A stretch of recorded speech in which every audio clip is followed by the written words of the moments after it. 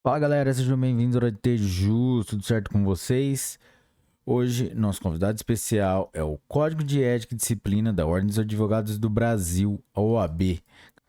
Pessoal, vale um destaque aqui que nós separamos em verde embaixo de cada artigo quando ele foi cobrado nos últimos 10 anos.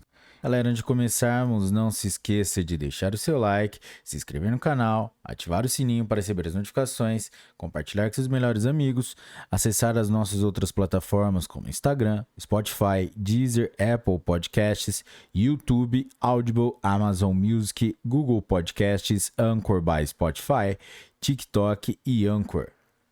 E Rumble. Vamos lá?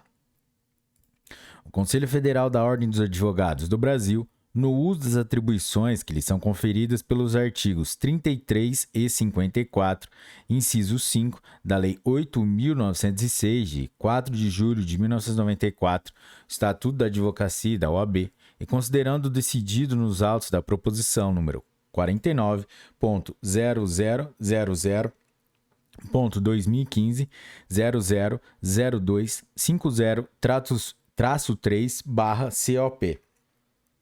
Considerando a realização das finalidades institucionais da Ordem dos Advogados do Brasil, incluem o permanente zelo com a conduta dos profissionais inscritos em seus quadros, considerando que o advogado é indispensável à administração da justiça, devendo guardar atuação compatível com a elevada função social que exerce, velando pela observância dos preceitos éticos e morais no exercício de sua profissão, considerando que as mudanças na dinâmica social exigem a inovação na regulamentação das relações entre os indivíduos, especialmente na atuação do advogado em defesa dos direitos do cidadão, considerando a necessidade de modernização e atualização das práticas advocatícias, em consonância com a dinamicidade das transformações sociais e das novas exigências para a defesa efetiva dos direitos de seus constituintes e da ordem jurídica do Estado Democrático de Direito, considerando que, uma vez aprovado o texto do novo Código de Ética e Disciplina,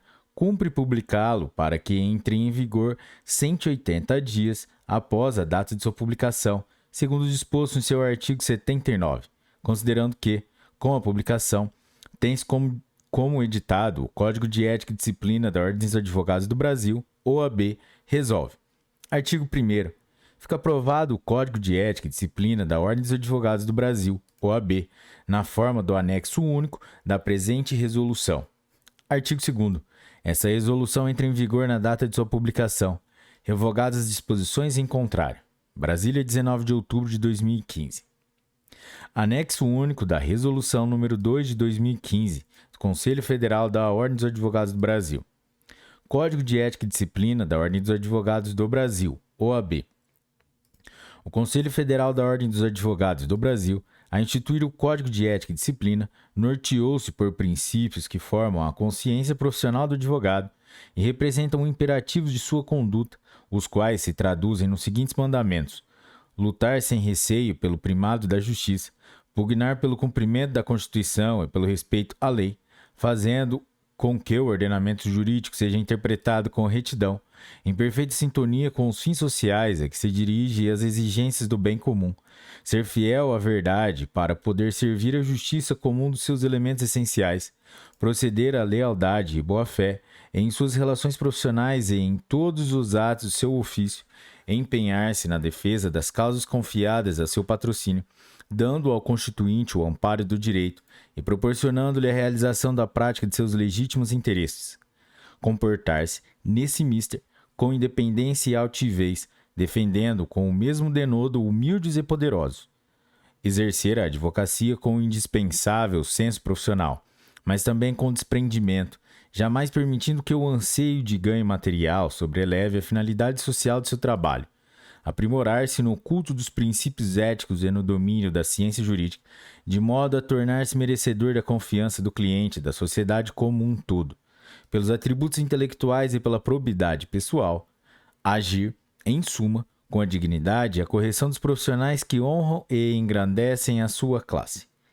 Inspirado nesses postulados, o Conselho Federal da Ordem dos Advogados do Brasil, no uso das atribuições que lhes são conferidas pelos artigos 33 e 54, inciso 5, da Lei 8.906, de 4 de julho de 1994, aprova e edita este Código, exortando os advogados brasileiros à sua fiel observância. Título 1. Da Ética do Advogado. Capítulo 1. Dos Princípios Fundamentais. Artigo 1º. O exercício da advocacia exige conduta compatível com os preceitos deste Código, do Estatuto, do Regulamento Geral, dos provimentos e com os princípios da moral individual, social e profissional. Artigo 2º. O advogado, indispensável à administração da justiça, é defensor do Estado Democrático de Direito, dos direitos humanos e garantias fundamentais, da cidadania, da moralidade, da justiça e da paz social, cumprindo-lhe exercer o seu ministério em consonância com a sua elevada função pública e com os valores que lhe são inerentes. Parágrafo único. São deveres do advogado. Inciso 1. Preservar em sua conduta a honra, a nobreza e a dignidade da profissão, zelando pelo caráter da essencialidade e indispensabilidade da advocacia.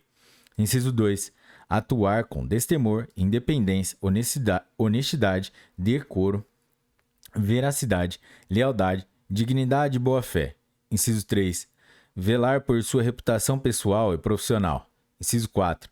Empenhar-se permanentemente no aperfeiçoamento pessoal e profissional. Inciso 5. Contribuir para o aprimoramento das instituições, do direito e das leis. Inciso 6. Estimular, a qualquer tempo, a conciliação e mediação entre os litigantes, prevenindo, sempre que possível, a instauração de litígios. Inciso 7. Desaconselhar lides temerárias a partir de um juízo preliminar de viabilidade jurídica. Inciso 8. Abster-se de, alínea A, utilizar de influência indevida em seu benefício ou do cliente. Alínea B. Vincular seu nome ou nome social a empreendimentos sabidamente escusos. Alínea C. Emprestar concurso aos que atentem contra a ética, a moral, a honestidade e a dignidade da pessoa humana. Alínea D. Entender-se diretamente com a parte adversa que tenha patrono constituído sem o assentimento deste. Alínea E. Ingressar ou atuar em pleitos administrativos ou judiciais perante autoridades com as quais tenha vínculos negociais ou familiares. Alínea F. Contratar honorários advocatícios em valores aviltantes. Inciso 9. Pugnar pela solução dos problemas da cidadania e pela efetivação dos direitos individuais, coletivos e difusos. Inciso 10. Adotar conduta consentânea com o papel de elemento indispensável à administração da justiça. Inciso 11. Cumprir os encargos assumidos no âmbito da Ordem dos Advogados do Brasil ou na representação da classe. Inciso 12. Zelar pelos valores institucionais da OAB e da advocacia. Inciso 13. Ater-se, quando no exercício da função de defensor público, à defesa dos necessitados. Artigo 3º. O advogado deve ter consciência de que o direito é um meio de mitigar as desigualdades para o encontro de soluções justas e que a lei é um instrumento para garantir a igualdade de todos. Artigo 4º.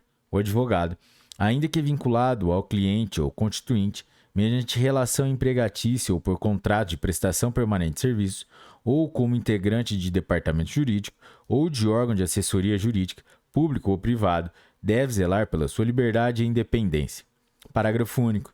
É legítima a recusa, pelo advogado, do patrocínio de causa e de manifestação, no âmbito consultivo de pretensão concernente a direito que também lhe seja aplicável ou contraria a orientação que tenha manifestado anteriormente. Artigo 5º. O exercício da advocacia é incompatível com qualquer procedimento de mercantilização. Artigo 6º. É defesa ao advogado expor os fatos em juízo ou na via administrativa, falseando deliberadamente a verdade e utilizando de má-fé. Artigo 7º. É vedado o oferecimento de serviços profissionais que implique, direto ou indiretamente, angariar ou captar clientela. Capítulo 2 da Advocacia Pública. Artigo 8º. As disposições desse Código obrigam igualmente os órgãos de advocacia pública e advogados públicos, incluindo aqueles que ocupem posição de chefia e direção jurídica. Parágrafo 1º. O advogado público exercerá suas funções com independência técnica, contribuindo para a solução ou redução de litigiosidade, sempre que possível. Parágrafo 2º. O advogado público, inclusive o que exerce cargo de chefia ou direção jurídica, observará nas relações com os colegas, autoridades, servidores e o público em geral, o dever de urbanidade, tratamento a todos com respeito e consideração, ao mesmo tempo em que preservará suas prerrogativas e o direito de receber igual tratamento das pessoas com as quais se relacione. Capítulo 3. Das relações com o cliente. Artigo 9º. O advogado deve informar o cliente, de modo claro e inequívoco, quanto a eventuais riscos da sua pretensão e das consequências que poderão advir da demanda. Deve, igualmente, denunciar, desde logo, a quem lhe solicite parecer ou patrocínio, qualquer circunstância que possa influir na resolução de submeter-lhe a consulta ou confiar-lhe a causa. Artigo 10. As relações entre advogado e cliente baseiam-se na confiança recíproca. Sentindo o advogado que essa confiança lhe falta, é recomendável que externe ao cliente sua impressão e, não se dissipando as dúvidas existentes, promova em seguida o subestabelecimento do mandato ou a ele renuncie. Artigo 11. O advogado, no exercício do mandato, atua como patrono da parte, cumprindo-lhe, por isso, imprimir à causa a orientação que lhe pareça mais adequada, sem se subordinar a intenções contrárias do cliente, mas, antes, procurando esclarecê-lo quanto à estratégia traçada. Artigo 12. A conclusão ou desistência da causa, tenha havido ou não extinção do mandato, obriga o advogado a devolver ao cliente bens, valores e documentos que lhe hajam sido confiados e ainda estejam em seu poder, bem como prestar-lhe contas pormenorizadamente, sem prejuízo de esclarecimentos complementares que se mostrem pertinentes e necessários. Parágrafo único. A parcela dos honorários paga pelos serviços até então prestados não se inclui entre os valores a ser devolvidos. Artigo 13. Concluída a causa ou arquivado o processo, presume-se cumprido e extinto o mandato. Artigo 14. O advogado não deve aceitar procuração de quem já tenha patrono constituído, sem prévio conhecimento deste, salvo por motivo plenamente justificável ou para adoção de medidas judiciais urgentes e inadiáveis. Artigo 15. O advogado não deve deixar ao abandono ou ao desamparo as causas sob seu patrocínio, sendo recomendável que, em face de dificuldades insuperáveis ou inércia do cliente quanto às providências que lhe tenham sido solicitadas, renuncie ao mandato. Artigo 16. A renúncia ao patrocínio deve ser feita sem menção do motivo que a determinou, fazendo cessar a responsabilidade profissional pelo acompanhamento da causa, uma vez que decorrido o prazo previsto em lei.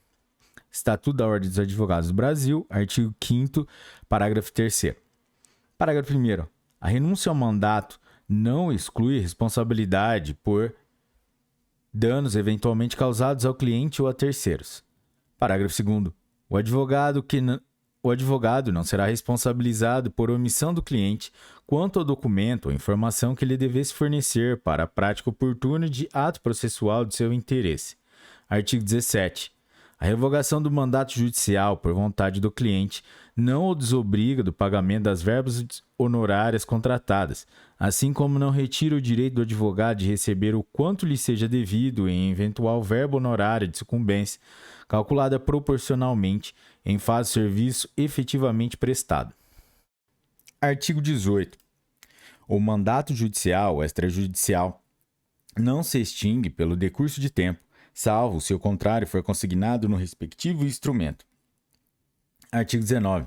Os advogados integrantes da mesma sociedade profissional ou reunidos em caráter permanente para cooperação recíproca não podem representar, em juízo ou fora dele, clientes com interesses opostos. Artigo 20. Sobrevindo conflitos de interesse entre seus constituintes e não conseguindo o advogado harmonizá-los, caber-lhe-á optar, com prudência e discrição, por um dos mandatos, renunciando aos demais, resguardado sempre o sigilo profissional. Artigo 21. O advogado, ao postular em nome de terceiros, contra ex-cliente ou ex-empregador, judicial ou extrajudicialmente, deve resguardar o sigilo profissional. Artigo 22. Ao advogado cumpre abster-se de patrocinar causa contrária à validade ou legitimidade de ato jurídico em cuja formação haja colaborado ou intervindo de qualquer maneira. Da mesma forma, deve declinar seu impedimento ou da sociedade que integre quando houver conflito de interesses motivado por intervenção anterior no trato de assunto que se prenda ao patrocínio solicitado. Artigo 23. É direito e dever do advogado assumir a defesa criminal, sem considerar sua própria opinião sobre a culpa do acusado. Parágrafo único. Não há causa criminal indigna de defesa, cumprindo o advogado agir como defensor, no sentido de que a todos seja concedido tratamento condizente com a dignidade da pessoa humana, sob a égide das garantias constitucionais. Artigo 24. O advogado não se sujeita à imposição do cliente, que pretenda ver com ele atuando outros advogados, nem fica na contingência de aceitar a indicação de outro profissional para com ele trabalhar no processo. Artigo 25. É defeso ao advogado funcionar no mesmo processo simultaneamente, como patrono e preposto do empregador ou cliente. Artigo 26. O subestabelecimento do mandato, com reserva de poderes, é ato pessoal do advogado da causa. Parágrafo 1º. O subestabelecimento do mandato sem reserva de poderes exige o prévio e inequívoco conhecimento do cliente. Parágrafo 2º. O subestabelecimento com reserva de poderes deve ajustar antecipadamente seus honorários com o subestabelecente. Capítulo 4. Das relações com os colegas, agentes políticos, autoridades, servidores públicos e terceiros. Artigo 27. O advogado observará nas suas relações com os colegas de profissão, agentes políticos, autoridades, servidores públicos e terceiros em geral, o dever de urbanidade, tratando a todos com respeito e consideração, ao mesmo tempo em que preservará seus direitos e prerrogativas, devendo exigir igual tratamento de todos com quem se relacione. Parágrafo 1º. O dever de urbanidade é de ser observado, da mesma forma, nos atos e manifestações relacionados aos pleitos eleitorais no âmbito da Ordem dos Advogados do Brasil. Parágrafo 2º. No caso de ofensa à honra do advogado ou à imagem da instituição, adotar-se-ão as medidas cabíveis, instaurando-se processo ético-disciplinar e dando-se ciência às autoridades competentes para a apuração de eventual ilícito penal. Artigo 28. Consideram-se imperativos de uma correta atuação profissional o emprego de linguagem escorreita e polida, bem como a observância da boa técnica jurídica. Artigo 29. O advogado, que se valer de concurso de colegas na prestação de serviços advocatícios, seja em caráter individual, seja no âmbito da sociedade de advogados ou de empresa ou entidade em que trabalhe, dispensar-lhes-á tratamento condigno, que não os torne subalternos seus, nem lhes alvite os serviços prestados mediante remuneração incompatível com a natureza do trabalho profissional ou inferior ao mínimo fixado pela tabela de honorários que for aplicável. Parágrafo único.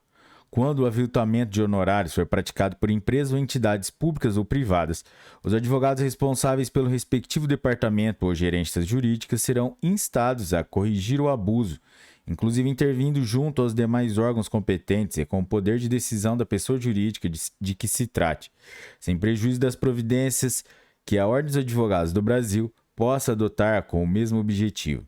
Capítulo 4. Da advocacia pro bono. Artigo 30.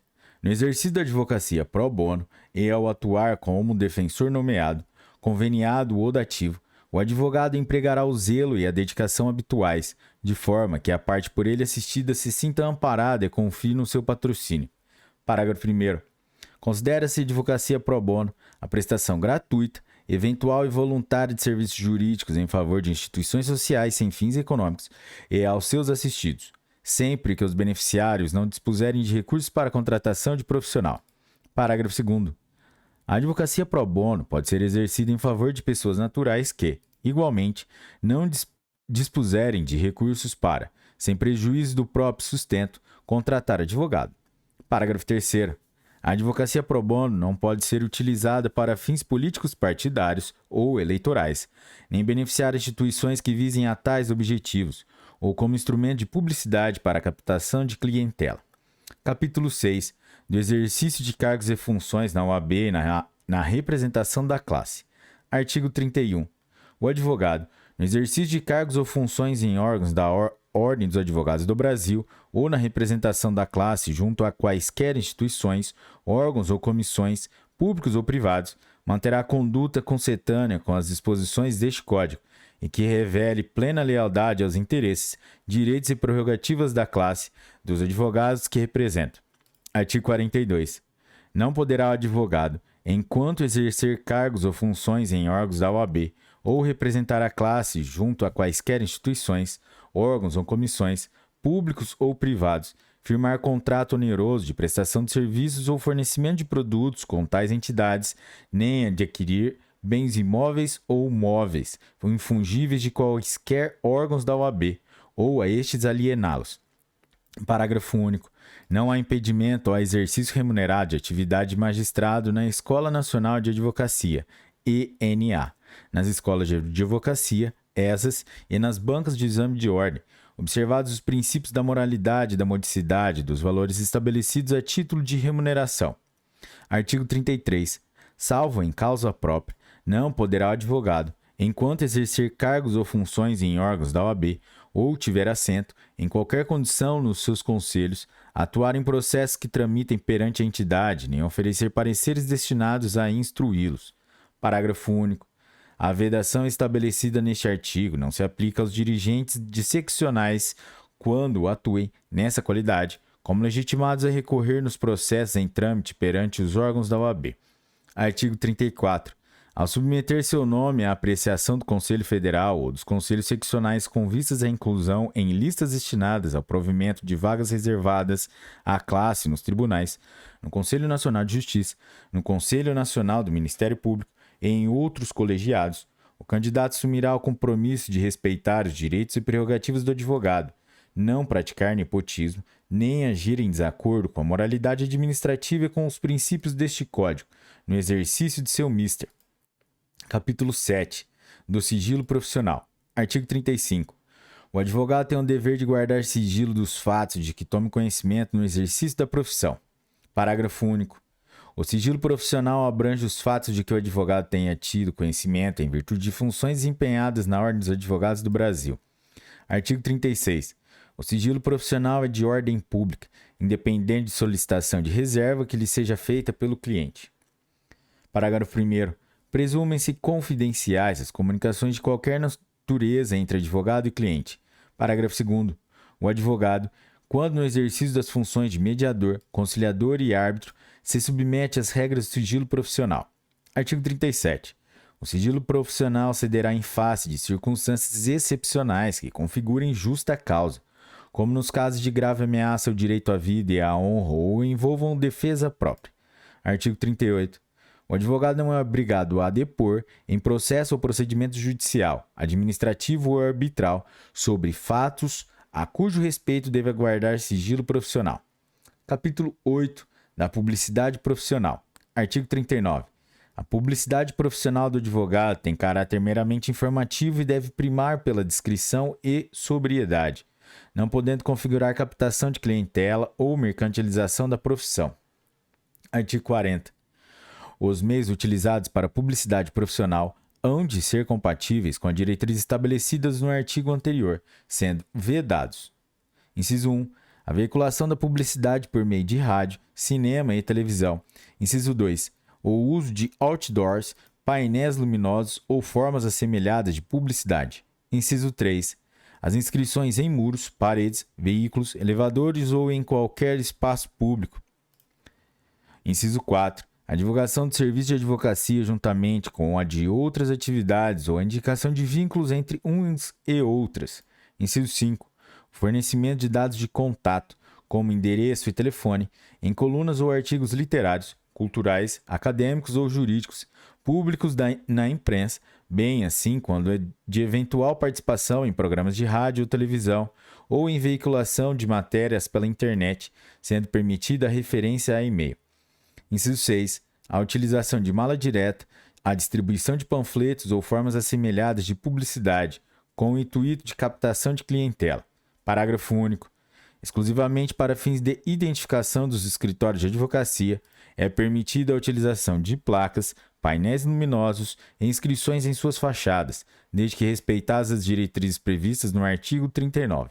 Artigo 41. As colunas que o advogado mantiver nos meios de comunicação social ou os textos que por meio deles divulgar não deverão induzir o leitor a litigar nem promover, dessa forma, a captação de clientela. Artigo 42. É vedado ao advogado, inciso 1, Responder com habitualidade à consulta sobre matéria jurídica nos meios de comunicação. Inciso 2. Debater em qualquer meio de comunicação causa sob patrocínio de outro advogado. Inciso 3. Abordar tema de modo a comprometer a dignidade da profissão e da instituição que o congrega. Inciso 4. Divulgar ou deixar que sejam divulgados listas de clientes e demandas. Inciso 5. Insinuar-se para reportagens e declarações públicas. Artigo 43. O advogado que eventualmente participar de programa de televisão ou de rádio, de entrevista na imprensa, de reportagem televisionada ou veiculada por qualquer outro meio para manifestação profissional, deve visar a objetivos exclusivamente ilustrativos, educacionais e instrutivos, sem propósito de promoção pessoal ou profissional, vedados pronunciamentos sobre métodos de trabalho usados por seus colegas de profissão. Parágrafo único. Quando convidado para manifestação pública, por qualquer modo e forma, visando ao esclarecimento de tema jurídico de interesse geral, deve o advogado evitar insinuações com o sentido de promoção pessoal ou profissional, bem como debate de caráter sensacionalista. Artigo 4º. Na publicidade profissional. Artigo 44. Na publicidade profissional que promover ou nos cartões e material de escritório de que se utilizar, o advogado fará constar seu nome, nome social ou a da sociedade de advogados, o número ou os números da inscrição na OAB. Parágrafo 1º. Poderão ser referidos apenas os títulos acadêmicos do advogado e as distinções honoríficas relacionadas à vida profissional, bem como as instituições jurídicas de que faça parte e as especialidades a que se dedicar. O endereço, e-mail, site, página eletrônica, QR Code, logotipo e fotografia do escritório, o horário de atendimento e os idiomas em que o cliente poderá ser atendido. Parágrafo 2º. É vedada a inclusão de fotografias pessoais ou de terceiros nos cartões de visitas do advogado, bem como menção a qualquer emprego, cargo ou função ocupado, atual ou pretérito, em qualquer órgão ou instituição, salvo de professor universitário. Artigo 45. São admissíveis como forma de publicidade, patrocínio de eventos ou publicações de caráter científico ou cultural, assim como a divulgação de boletins por meio físico ou eletrônico sobre matéria cultural de interesse dos advogados, desde que sua circulação fique adstrita a clientes e a interessados do meio jurídico. Artigo 46. A publicidade veiculada pela internet ou por outros meios eletrônicos deverá observar as diretrizes estabelecidas neste capítulo. Parágrafo único.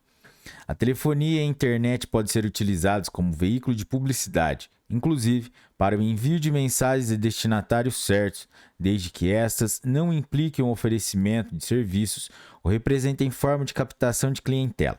Artigo 47.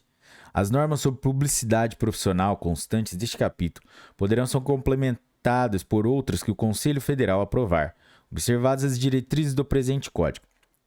Artigo 47-A.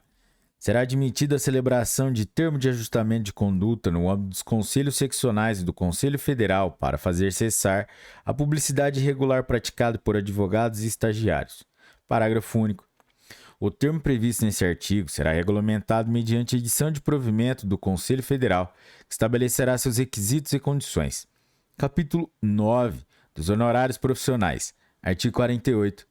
A prestação de serviços profissionais por advogado, individualmente ou integrado em sociedades, será contratada preferentemente por escrito.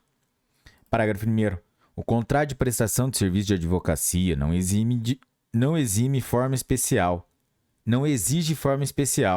devendo estabelecer, porém, com clareza e precisão, o seu objetivo, os honorários ajustados, a forma de pagamento, a extensão do patrocínio, esclarecendo se este abrangerá todos os atos do processo ou limitar-se a determinado grau de jurisdição, além de dispor sobre a hipótese de a causa encerrar-se mediante transação ou acordo. Parágrafo 2º. A compensação de créditos, pelo advogado, de importâncias devidas ao cliente, somente será admissível quando o contrato de prestação de serviços a autorizar ou quando houver autorização especial do cliente para esse fim, por este firmada. Parágrafo 3º. O contrato de prestação de serviço poderá dispor sobre a forma de contratação de profissionais para serviços auxiliares, bem como sobre o pagamento de custas e emolumentos, os quais, na ausência de disposição em contrário, presumem-se devam ser atendidos pelo cliente, caso o contrato preveja que o advogado antecipe tais despesas. Ser-lhe-á lícito reter o respectivo valor atualizado, no ato de prestação de contas, mediante comprovação documental. Parágrafo 4º. As disposições deste capítulo aplicam-se à mediação, à conciliação, à arbitragem ou a qualquer outro método adequado de solução de conflitos. Parágrafo 5º. É vedada, em qualquer hipótese, a diminuição dos honorários contratados em decorrência da solução do litígio por qualquer mecanismo adequado de solução extrajudicial. Parágrafo 6º. Deverá o advogado observar o valor mínimo da tabela de honorários instituídas pelo respectivo conselho seccional onde foi realizado o serviço, inclusive aquele referente às diligências, sob pena de caracterizar-se aviltamento de honorários. Parágrafo 7º. O advogado promoverá, preferentemente, de forma destacada, a execução dos honorários contratuais ou sucumbenciais. Artigo 49. Os honorários profissionais devem ser fixados com moderação, atendidos os elementos seguintes. Inciso 1. A relevância, ou vulto, a complexidade e a dificuldade das questões versadas. Inciso 2. O trabalho e o tempo a serem empregados. Inciso 3. A possibilidade de ficar o advogado impedido de intervir em outros casos, ou de se desavir com outros clientes ou terceiros. Inciso 4. O valor da causa, a condição econômica do cliente ou proveito para este resultante do serviço profissional. Inciso 5. O caráter da intervenção, conforme se trata de serviço a cliente eventual, frequente ou constante. Inciso 6. O lugar da prestação de serviço, conforme se trate do domicílio do advogado ou de outro. Inciso 7. A competência do profissional. Inciso 8. A praxe do foro sobre trabalhos análogos. Artigo 50. Na hipótese da adoção de cláusula cota lit, os honorários devem ser necessariamente representados por pecúnia, e quando acrescido dos honorários da sucumbência, não podem ser superiores às vantagens advindas a favor do cliente. Parágrafo 1º. A participação do advogado em bens particulares do cliente só é admitida em caráter excepcional, quando esse, comprovadamente, não tiver condições pecuniárias de satisfazer o débito de honorários e ajustar com o seu patrono, em instrumento contratual, tal forma de pagamento. Parágrafo 2º. Quando o objeto do serviço jurídico versar sobre prestações vencidas e vincendas, os honorários advocatícios poderão incidir sobre o valor de umas e outras, atendidos os requisitos da moderação e da razoabilidade. Artigo 51. Os honorários da sucumbência e os honorários contratuais, pertencendo ao advogado que houver autuado na causa, poderão ser por ele executados, assistindo-lhe direito autônomo para promover a execução do capítulo da sentença que os estabelecer ou para postular, quando for o caso, a expedição de precatório ou requisição de pequeno valor em seu favor. Parágrafo 1º. No caso de subestabelecimento, a verba correspondente aos honorários da sucumbência será repartida entre o subestabelecente e o subestabelecido, proporcionalmente à atuação de cada um no processo ou conforme haja sido entre eles ajustado. Parágrafo 2º.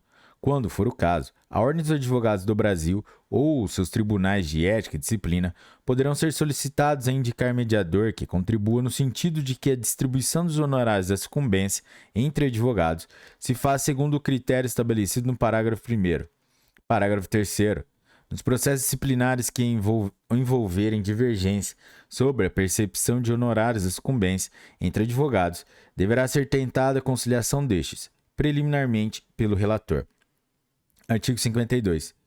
O crédito por honorários advocatícios, seja do advogado autônomo, seja da sociedade de advogados, não autoriza o saque de duplicatas ou qualquer outro título de crédito de natureza mercantil, podendo apenas ser emitida fatura, quando o cliente assim pretender, com fundamento no contrato de prestação de serviços, a qual, porém, não poderá ser levada a protesto. Parágrafo único. Pode, todavia, ser levado a protesto ou cheque ou nota promissória emitido pelo cliente em favor do advogado, depois de frustrada a tentativa de recebimento amigável. Artigo 53. É lícito ao advogado ou à sociedade de advogados empregar, para o recebimento de honorários, sistema de cartão de crédito, mediante credenciamento junto à empresa operadora do ramo. Parágrafo único. Eventuais ajustes com a empresa operadora que impliquem pagamento antecipado não afetarão a responsabilidade do advogado perante o cliente, em caso de rescisão do contrato de prestação de serviço, devendo ser observadas as disposições deste quanto à hipótese. Artigo 54. Havendo necessidade de promover arbitramento ou cobrança judicial de honorários, deve o advogado renunciar previamente ao mandato que recebera do cliente em débito. Título 2 do Processo Disciplinar. Capítulo 1 dos Procedimentos. Artigo 55. O processo disciplinar instaura-se de ofício ou mediante representação do interessado. Parágrafo 1º. A instauração, de ofício, do processo disciplinar dar-se-á em função do conhecimento do fato, quando obtido por meio de fonte idônea ou em virtude de comunicação da autoridade competente. Parágrafo 2º. Não se considera fonte idônea a que consistirem em denúncia anônima. Artigo 56. A representação será formulada ao presidente do Conselho Seccional ou ao presidente da subseção, por escrito ou verbalmente, devendo, neste último caso, ser reduzida a termo. Parágrafo único. Nas seccionais cujos regimentos internos atribuírem competência ao Tribunal de Ética e Disciplina para instaurar o processo ético-disciplinar, a representação poderá ser dirigida ao seu presidente, ou será a este encaminhada por qualquer dos dirigentes referidos no caput deste artigo, que a houver recebido. Artigo 57. A representação deverá conter: inciso 1. A identificação do representante com a sua qualificação civil e endereço.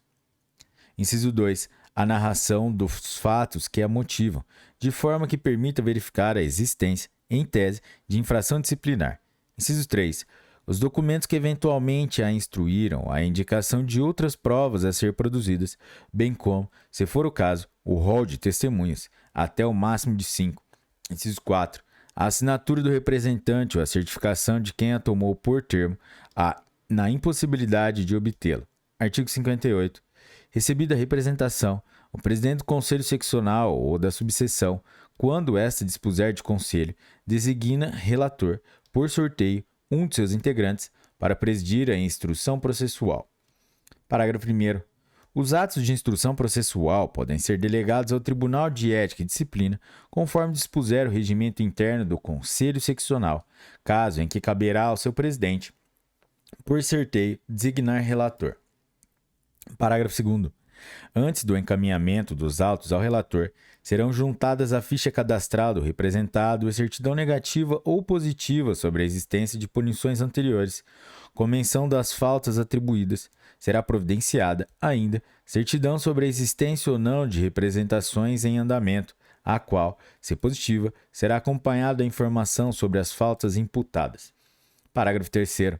O relator, atendendo aos critérios de admissibilidade, emitirá parecer propondo a instauração de processo disciplinar ou o arquivamento liminar da representação, no prazo de 30 dias, sob pena de redistribuição do feito pelo presidente do Conselho Seccional ou da subseção para outro relator, observando-se o mesmo prazo. Parágrafo 4º. O presidente do Conselho competente ou, conforme o caso, o Tribunal de Ética e Disciplina proferirá despacho declarando instaurado o processo disciplinar ou determinando o arquivamento da representação, nos termos do parecer do relator ou segundo os fundamentos que adotar. Parágrafo 5º.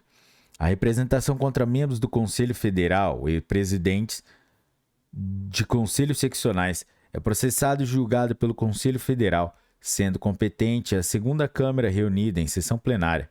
A representação contra membros da diretoria do Conselho Federal, membros honorários vitalícios e detentores da medalha Rui Barbosa será processada e julgada pelo Conselho Federal, sendo competente o Conselho Pleno.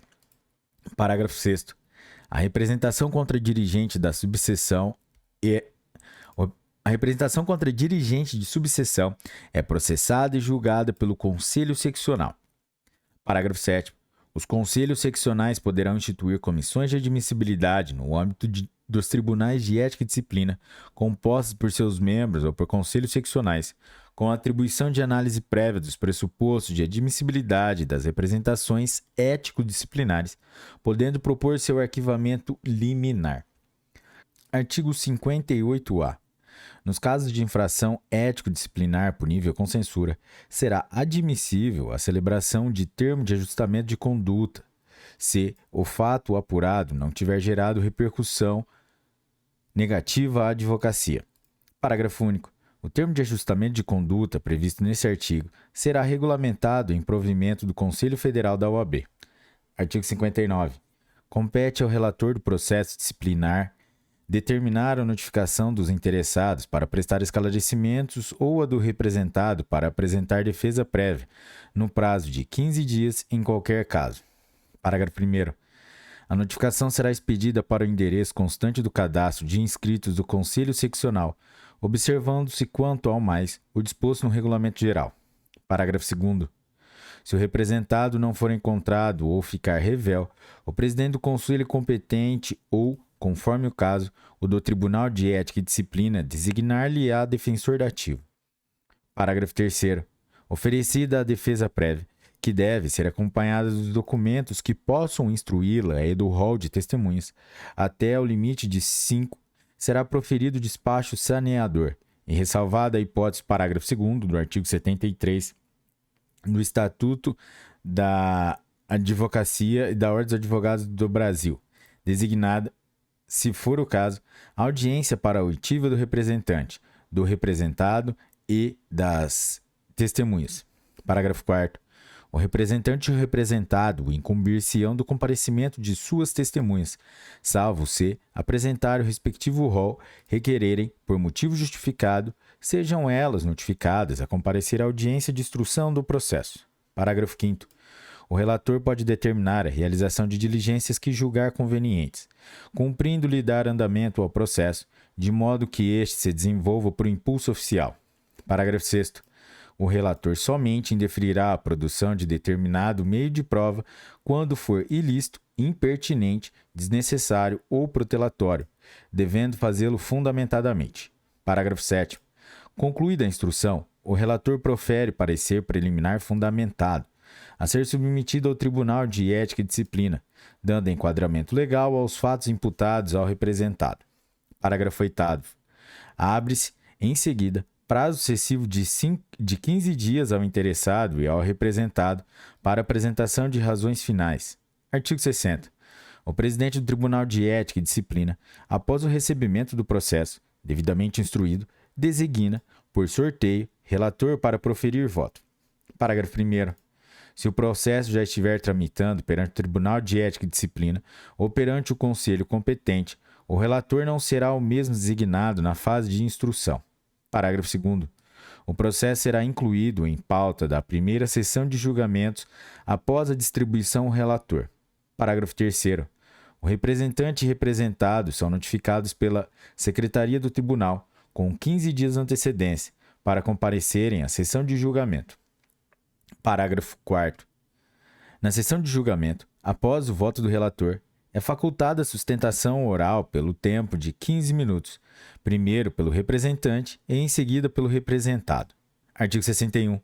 No julgamento do processo disciplinar, lavrar-se-á acórdão, do qual constarão, quando procedente a representação, o enquadramento legal da infração, a sanção aplicada, o quórum de instalação e o de deliberação, a indicação de haver sido esta adotada com base no voto do relator ou em voto divergente, bem como as circunstâncias agravantes ou atenuantes consideradas e as razões determinantes de eventual conversão da censura aplicada em advertência sem registro nos assentamentos do inscrito. Artigo 62. Nos acórdãos serão observadas, ainda, as seguintes regras. Parágrafo 1º. O acórdão trará sempre a ementa, contendo a essência da decisão. Parágrafo 2º.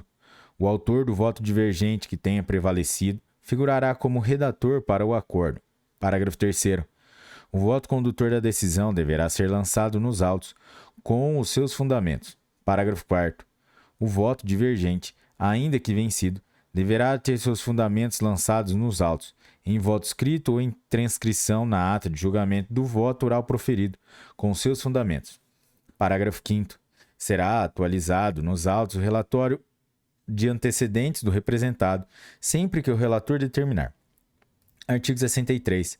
Na hipótese prevista no artigo 70, parágrafo 3º, do Estatuto da OAB, em sessão especial designada pelo presidente do tribunal, serão facultados ao representado ou ao seu defensor a apresentação de defesa, a produção de prova e a sustentação oral. Artigo 64. As consultas submetidas ao Tribunal de Ética e Disciplina receberão autuação própria, sendo designado o relator por sorteio para o seu exame, podendo o presidente, em face da complexidade da questão, designar subsequente revisor. Parágrafo único. O relator e o revisor têm prazo de 10 dias, cada um para a elaboração de seus pareceres, apresentando-os na primeira sessão seguinte para deliberação. Artigo 65.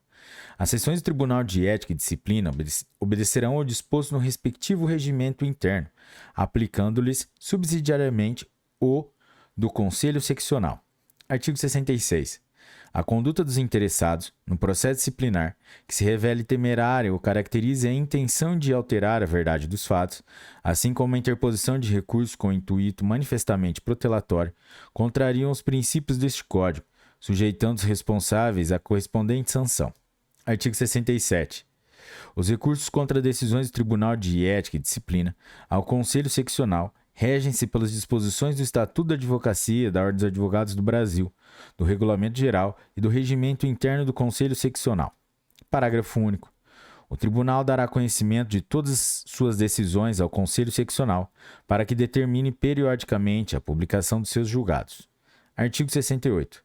Cabe revisão do processo disciplinar na forma prevista no Estatuto da Advocacia da Ordem dos Advogados do Brasil. Artigo 73, parágrafo 5º. Parágrafo 1º. Tem legitimidade para requerer a revisão o advogado punido com a sanção disciplinar. Parágrafo 2º. A competência para processar e julgar o processo de revisão é do órgão de que emanou a condenação final. Parágrafo 3º. Quando o órgão competente for o Conselho Federal, a revisão processar-se-á perante a segunda Câmara, reunida em sessão plenária. Parágrafo 4º. Observar-se-á, na revisão, o procedimento do processo disciplinar no que couber. Parágrafo 6º. O pedido de revisão não suspende os efeitos da decisão condenatória, salvo quando o relator, ante a relevância dos fundamentos e o risco de consequências irreparáveis para o requerente, conceder tutela cautelar para que se suspenda a execução. Parágrafo 7º. A parte representante somente será notificada para integrar o processo de revisão quando o relator entender que deste poderá resultar dano ao interesse jurídico que haja motivado a representação. Artigo 69. O advogado que tenha sofrido sanção disciplinar poderá requerer reabilitação, no prazo e nas condições previstas no Estatuto da Advocacia e da Ordem dos Advogados do Brasil. Artigo 41. Parágrafo 1º. A competência para processar e julgar o pedido de reabilitação é do Conselho Seccional em que tenha sido aplicada a sanção disciplinar, nos casos de competência originária do Conselho Federal. Perante este, tramitará o pedido de reabilitação. Parágrafo 2º. Observar-se-á, no pedido de reabilitação, o procedimento do processo disciplinar no que couber. Parágrafo 3º. O pedido de reabilitação terá autuação própria, devendo os autos respectivos ser apensados aos do processo disciplinar a que se refira. Parágrafo 4º. O pedido de reabilitação será instruído com provas de bom comportamento no exercício da advocacia e na vida social, cumprindo a Secretaria do Conselho competente certificar, nos autos, o efetivo cumprimento da sanção disciplinar pelo requerente. Parágrafo 5º. Quando o pedido não estiver suficientemente instruído, o relator assinará prazo ao requerente para que complemente a documentação. Não cumprida a determinação, o pedido será liminarmente arquivado. Capítulo 2. Dos órgãos disciplinares. Seção 1. Dos Tribunais de Ética e Disciplina. Artigo 70. O Tribunal de Ética e Disciplina poderá funcionar dividido em órgãos fracionários, de acordo com o seu regimento interno. Artigo 71. Compete aos Tribunais de Ética e Disciplina. Inciso 1. Julgar, em primeiro grau, os processos ético-disciplinares. Inciso 2. Responder a consultas formuladas, em tese, sobre matéria ético-disciplinar. Inciso 3. Exercer as competências que lhe sejam conferidas pelo regimento interno da seccional ou por este Código para instauração, instrução e julgamento de processos ético-disciplinares. Inciso 4. Suspender preventivamente o acusado, em caso de conduta suscetível de acarretar repercussão prejudicial à advocacia, nos termos do Estatuto da Advocacia e da Ordem dos Advogados do Brasil. Inciso 5. Organizar, promover e ministrar cursos, palestras, seminários e outros eventos da mesma natureza acerca da ética profissional do advogado, ou estabelecer parcerias com as escolas de advocacia com o mesmo objetivo. Inciso 6. Atuar como órgão mediador ou conciliador nas questões que envolvam: a linha A, dúvidas e pendências entre advogados; a linha B, partilha de honorários contratados em conjunto ou decorrentes de subestabelecimento, bem como os que resultem de sucumbência nas mesmas hipóteses; a linha C, controvérsias surgidas quando da dissolução de sociedade de advogados. Seção 2. Das Corregedorias Gerais. Artigo 72. As Corregedorias Gerais integram o sistema disciplinar da Ordem dos Advogados do Brasil. Parágrafo 1º. O secretário-geral adjunto exerce, no âmbito do Conselho Federal, as funções de corregedor-geral, cuja competência é definida em provimento. Parágrafo 2º. Os conselhos seccionais, as corregedorias gerais terão atribuições da mesma natureza, observando, no que couber, provimento do Conselho Federal sobre a matéria. Parágrafo 3º. A Corregedoria Geral do Processo Disciplinar coordenará as ações do Conselho Federal e dos conselhos seccionais voltadas para o objetivo de reduzir a ocorrência das infrações disciplinares mais frequentes. Das disposições gerais e transitórias. Artigo 73. O Conselho Seccional deve oferecer os meios e o suporte de apoio material, logístico, de informática e de pessoal necessários ao pleno funcionamento e ao desenvolvimento das atividades do Tribunal de Ética e Disciplina. Parágrafo 1º. Os conselhos seccionais divulgarão, trimestralmente, na internet, a quantidade de processos ético-disciplinares em andamento e as punições decididas em caráter definitivo, preservadas as regras de sigilo. Parágrafo 2º. A divulgação das punições referidas no parágrafo anterior destacará cada infração tipificada no artigo 34 da Lei 8.906, de 1994. Artigo 74. Em até 180 dias, após o início da vigência do presente Código de Ética e Disciplina da OAB, os conselhos seccionais e os tribunais de ética e disciplina deverão elaborar ou rever seus regimentos internos, adaptando às novas regras e disposições deste Código. No caso dos tribunais de ética e disciplina, os regimentos internos serão submetidos à aprovação do respectivo Conselho Seccional e, subsequentemente, do Conselho Federal. Artigo 75.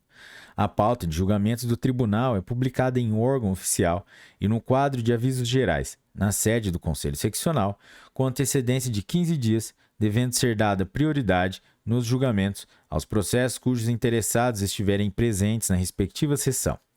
Artigo 76. As disposições desse Código obrigam igualmente as sociedades de advogados, os consultores e as sociedades consultoras em direito estrangeiro e os estagiários, no que lhes forem aplicáveis. Artigo 77. As disposições desse Código aplicam-se, no que couber, à mediação, à conciliação e à arbitragem, quando exercidas por advogados. Artigo 78. Os autos do processo disciplinar podem ter caráter virtual, mediante a adoção de processo eletrônico. Parágrafo único. O Conselho Federal da OAB regulamentará em provimento o processo ético-disciplinar por meio eletrônico. Artigo 79. Este Código entra em vigor a 1º de setembro de 2016, cabendo ao Conselho Federal e aos Conselhos Seccionais, bem como às subseções da OAB, promover-lhe ampla divulgação. Artigo 80. Fica revogado o Código de Ética e Disciplina editado em 13 de fevereiro de 1995, bem como as demais disposições em contrário. Brasília, 19 de outubro de 2015. Galera, chegamos ao final de mais um episódio e isso quer dizer que a meta foi cumprida e meus parabéns se você chegou até aqui. E se você curtiu esse episódio, deixe o seu like, se inscreva no canal, ative o sininho para receber as notificações, deixe suas estrelinhas aí que isso ajuda muita gente e não se esqueça de compartilhar com seus amigos, beleza? Galera, é isso aí, bons estudos, um forte abraço e tchau!